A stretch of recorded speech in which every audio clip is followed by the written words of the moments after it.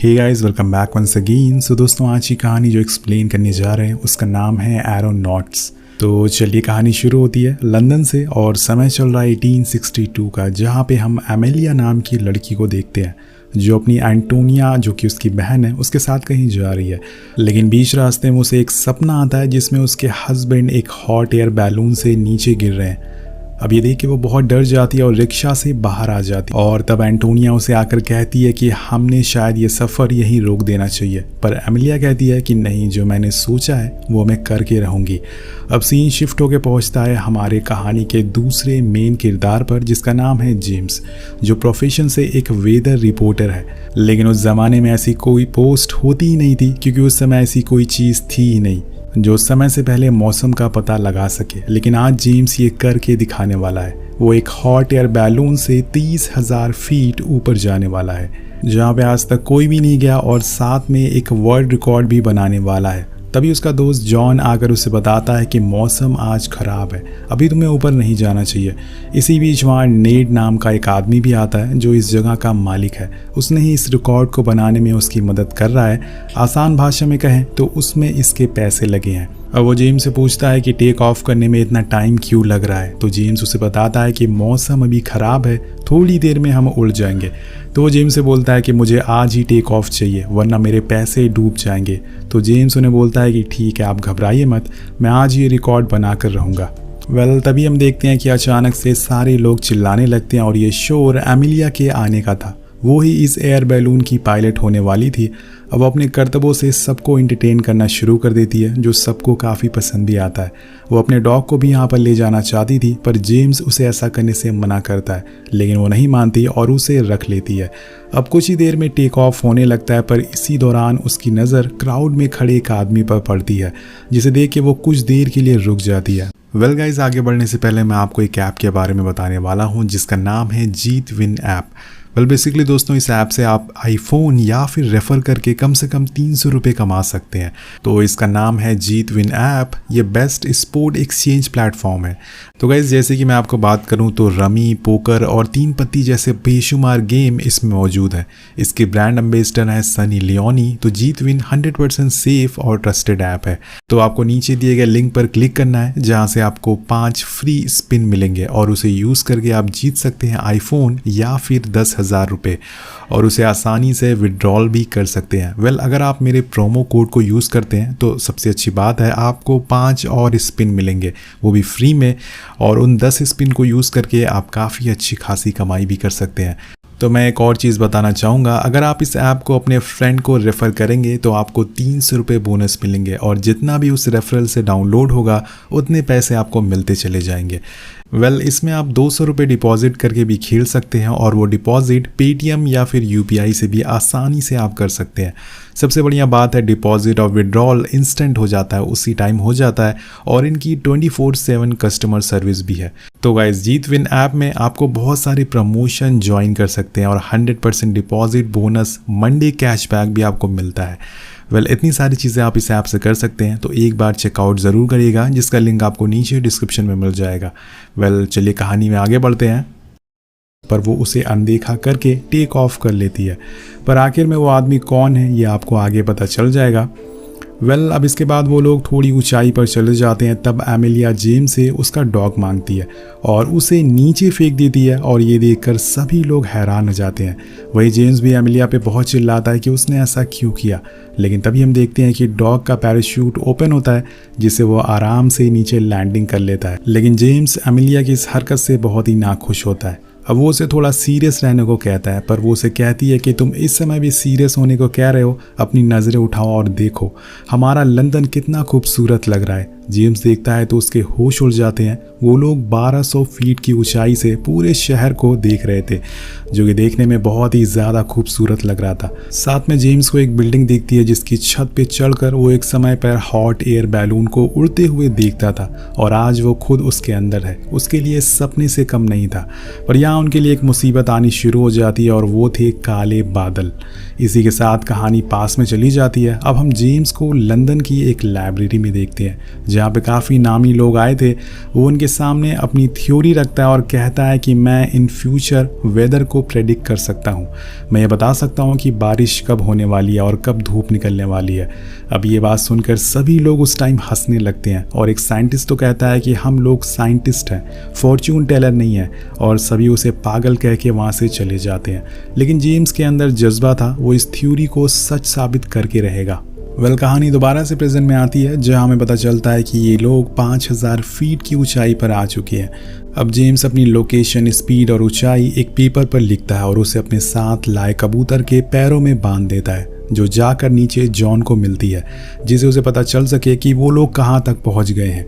अब कुछ देर बाद काले बादल करीब आना शुरू हो जाते हैं और कुछ ही देर में वो काले बादल इनको पूरी तरह से ढक लेते हैं।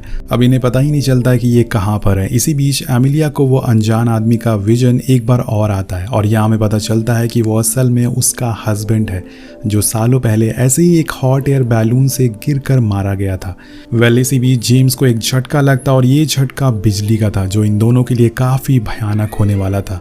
अब कुछ समय बाद तेज़ बारिश भी होना शुरू हो जाती है और उसके साथ साथ तेज़ हवाएं एक दूसरी दिशा से चलना शुरू हो जाती हैं, जिससे इन लोगों का बैलून गोल गोल घूमने लगता है और ये बुरी तरह से अब फंस चुके थे। इसी दौरान जेम्स के सर पे एक चोट भी लग जाती है, तो इनकी मुसीबतें कम नहीं होने वाली थी। अब जेम्स इन सब से परेशान होकर बैलून को संभालने की कोशिश करता है, लेकिन इतनी तेज हवा के कारण एमिलिया बास्केट से नीचे गिर जाती है, पर समय रहते ही जेम्स उसे पकड़ लेता है और उसे फौरन ऊपर खींच लेता है। जिसके बाद एमिलिया बिना टाइम वेस्ट किए बिना जितना भी बैलून में सैंड बैग होता है उन्हें नीचे फेंकने लगती है, जिससे कि बैलून का वजन कम हो जाए और वो जल्दी से बादलों के बाहर आ जाए। उसकी ये तरकीब काम आ जाती है और कुछ ही देर में वो लोग सूरज की रोशनी को देख पाते हैं और बादलों के ऊपर आ जाते हैं। अब ये देखकर दोनों बहुत ही खुश थे, क्योंकि अगर कोई छोटी सी भी गलती होती तो दोनों की जान जा सकती थी। इधर नीचे जॉन दूरबीन से बैलून को देखने की कोशिश कर रहा होता है, पर वो उसे कहीं भी नहीं दिखता और इस बात से उसे थोड़ी घबराहट होना शुरू हो जाती है। लेकिन उसी दौरान वहाँ एक छोटा बच्चा आता है और उससे जिद करता है उस बैलून को देखने के लिए, और वो उस बैलून को देख लेता है। वहीं ऊपर जेम्स देखता है कि दूर बादल पर उसके बैलून की रिफ्लेक्शन पड़ रही है और ये देखकर वो खुशी से चिल्लाने लगता है, क्योंकि उसके आसपास कोई भी नहीं था। उसे ऐसा खुश देखकर एमिलिया भी चिल्लाने लगती है। अब दोनों के लिए ये व्यू और ये समा बहुत ही यादगार होता है। दूर दूर तक सिर्फ बादल और आसमान थे और ये लोग उनके ऊपर थे। कुछ समय के बाद एमिलिया को अपने हस्बैंड की डेथ का एक और विजन आता है। इस बार हमें पता चलता है कि वो कैसे नीचे गिर रहा था, जिसे एमिलिया आज तक भुला नहीं पाई थी। इसलिए उसकी बहन उसे एक पार्टी में लेकर जाती है ताकि वहां जाकर उसका मूड थोड़ा ठीक हो सके, और उसी पार्टी में पहली बार उसकी मुलाकात जेम्स से होती है। उन दोनों के बीच में काफ़ी बातें होती है, जिसमें जेम्स ने अपने वेदर प्रेडिक्शन थ्योरी के बारे में भी उसे बताता है, और एमिलिया को ये बात थोड़ा अजीब लगती है और उसे इसका अंजाम भी पता था, इसलिए वो उसे ये छोड़ने को कहती है। लेकिन जेम्स उसे कहता है कि तुम मेरे बैलून की पायलट बनना चाहोगी, मैं एक वर्ल्ड रिकॉर्ड बनाना चाहता हूँ। एमिलिया पहले तो मना करती है, लेकिन बाद में उसे अपने हस्बैंड का ख्याल आता है। उसके लिए हॉट एयर बैलून सब कुछ था, यही सोचकर वो हाँ कर देती है और अगले दिन वो कुछ लोगों के साथ बैलून को बनाना शुरू कर देती है। उसकी बहन उसे समझाती है कि तुम फिर से वही गलती करने जा रही हो, इस बार तुम जेम्स को भी खो दोगी। तुम्हारी खुशी जेम्स है, ना कि बैलून्स है। अब ये सुनकर एमिलिया भी थोड़ी देर के लिए सोच में पड़ जाती है। कहानी दोबारा से प्रेजेंट में आती है, जहां एमिलिया अभी भी उदास होकर बैठी थी ये कहानी सोचकर।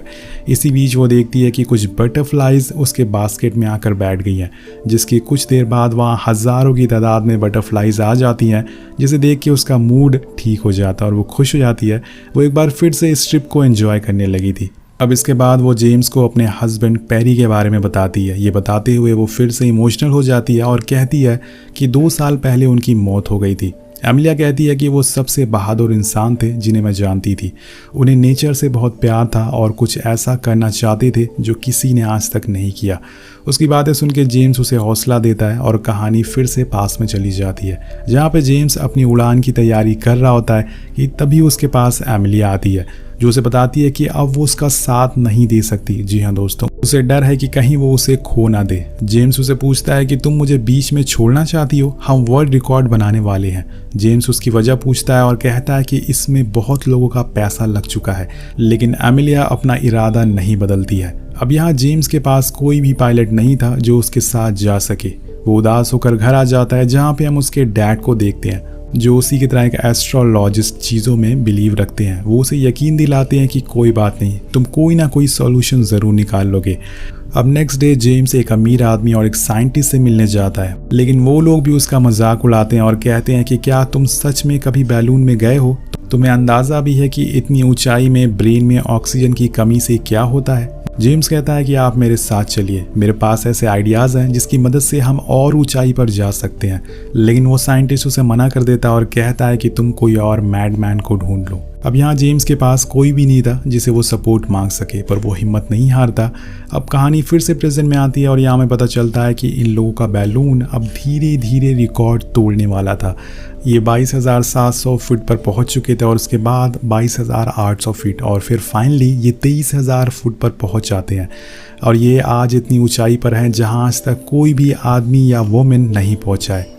अब ये जेम्स के लिए एक बहुत ही बड़ी बात होती है और इन्होंने फाइनली एक वर्ल्ड रिकॉर्ड तोड़ दिया है और एक नया वर्ल्ड रिकॉर्ड बना लिया है।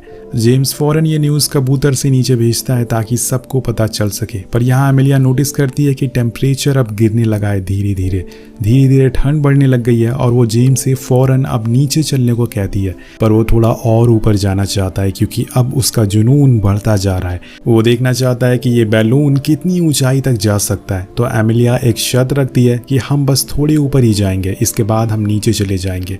जेम्स उसकी बातें मान जाता है और वो उसे ऊपर लेके जाती है। एक बार फिर से हम पास के सीन में चले जाते हैं जहां एमिलिया के मना करने के बाद भी जॉन उसके घर आता है, जहां वो उसे एक बुक देता है जो जेम्स की थी, जिसमें उसकी थ्योरी के बारे में सब कुछ लिखा हुआ था कि कैसे वो बैलून से ऊपर जाने वाला है। और वो कहता है कि ऐसी ज़िंदगी कुछ ही लोगों को मिलती है जो दुनिया को बदल सकते हैं और वो मौका मुझे और तुम्हें मिला है, हमें यह मौका गंवाना नहीं चाहिए। वो उसे बताता है कि आज जेम्स ने प्रेडिक्ट करा है कि आज बर्फ़ गिरने वाली है, अगर बर्फ़ नहीं गिरी तो वो उसका साथ छोड़ सकती है। अब इसके बाद एमिलिया एक बार फिर अपने हस्बैंड की यादों में खो जाती है। वो उसकी ग्रेव पर जाती है और उसे बातें करने लगती है। उसे समझ नहीं आ रहा था कि वो क्या फ़ैसला ले, वो जेम्स का साथ दे या फिर ना। ये कि वहाँ पर बर्फ़ गिरना चालू हो जाती है और उसे उसका जवाब मिल गया था। वो तैयार थी जेम्स का साथ देने के लिए।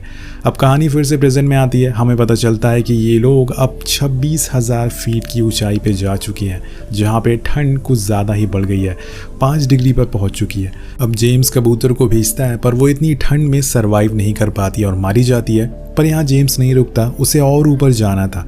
वो बैलून पे रखी चीज़ों को नीचे फेंकने लगता है जिससे वो हल्का हो सके और वो और ऊपर जा सके।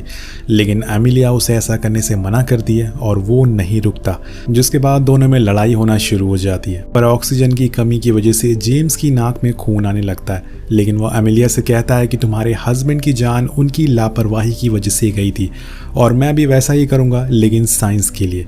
अब ये सुन के एमिलिया गुस्सा हो जाती है और कहती है कि आखिर तुम्हें पता ही क्या है मेरे हस्बैंड और उनकी मौत के बारे में।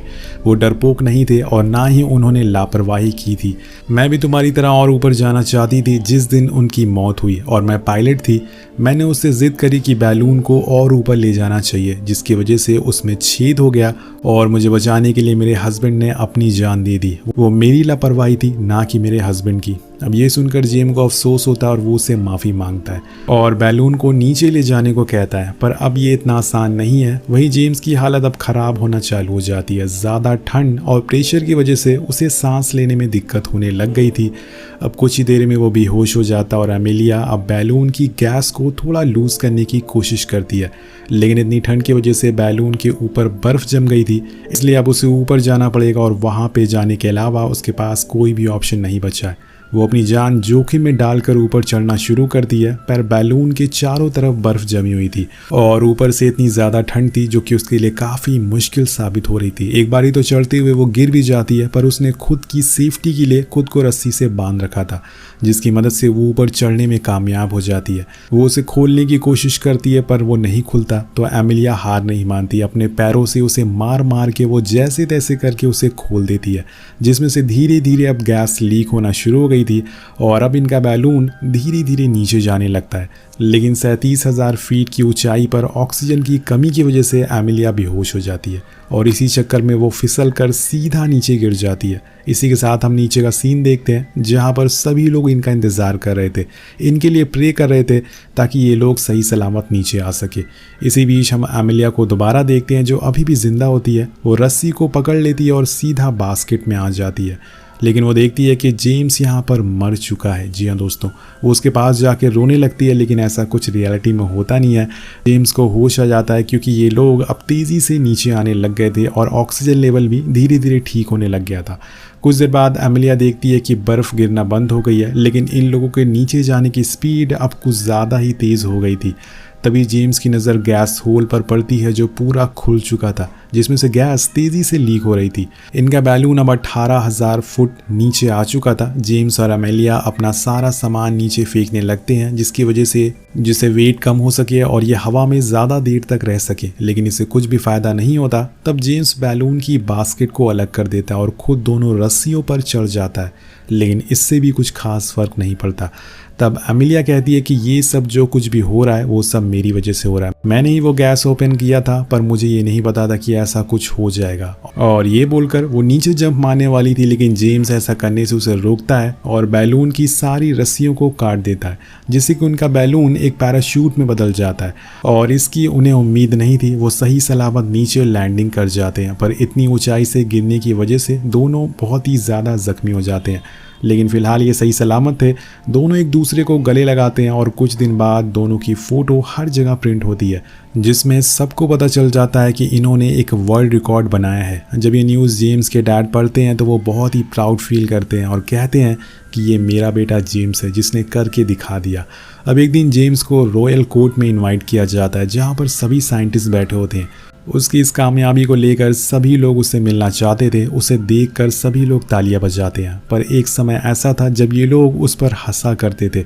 इसके बाद वो अपनी थ्योरी के बारे में बताता है और कहता है कि ये पॉसिबल है। हमारी अर्थ के चारों तरफ बहुत सी लेयर है जिसमें अलग अलग मौसम है, और ये सब बातें वो उन्हें बताता है और कहता है कि सालों बाद हम ये पता लगा सकेंगे कि बारिश कब होने वाली है। सभी लोग उसका सम्मान करते हैं और उसके सम्मान में तालियां बजाते हैं। वो कहते हैं ना दोस्तों कि जिसे लोग पागल समझते हैं वही लोग दुनिया को बदलने के लिए जन्म लेते हैं। आखिर में हम देखते हैं कि एमिलिया और जेम्स एक और सफ़र पर निकल गए हैं, जिसके साथ ये कहानी ख़त्म हो जाती है।